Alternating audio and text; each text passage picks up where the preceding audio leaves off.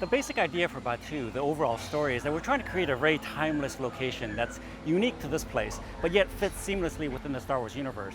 And we deliberately want to create a new identity, a new place, some place that we can maybe explore later on in other stories, whether it's in film or new media. I mean, one of the biggest challenges for us was figuring out what is Batuu, what is the design language, what is the sort of the look of the planet itself. And we did a lot of explorations.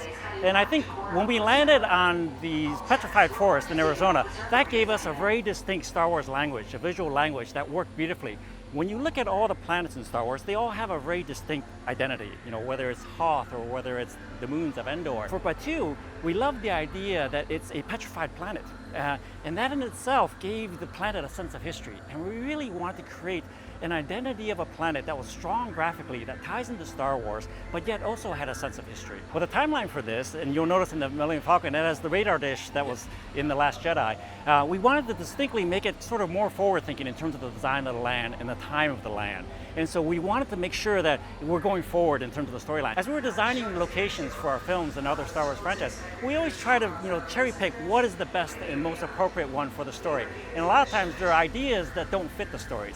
And one of the great things about Batuu is we can cherry pick a lot of those unused ideas and incorporate it into Batuu, trying to fit it within the story itself. And what I love about doing that is that it gives and grounds the layers of Batuu in history. It really kind of creates a really strong foundation. For example, even though we went with the spires, the petrified spires for the visual language Batuu, we also built in some horizontal sedimentary layers. And by doing that, it actually grounds this world into our reality. And then we twist it, maybe 5 or 10% to turn it into Star Wars. There are many things that we've kind of tried in other projects and never really found a place for them. One of them is you're going to see a new TIE shuttle, which is something that has never been seen before, but it will now play a role in future films. My hope when George sees this is that it's like me, because I'm one of his biggest fans. And for me to experience this is just mind-blowing. It takes me back to when I was 15 years old again. And so I can only hope that George, when he sees this, that we're actually realizing part of his dream, part of his vision, but realizing it in such a way that the guests can completely immerse themselves into this world. There are so many ideas that George had us try that never made it on screen.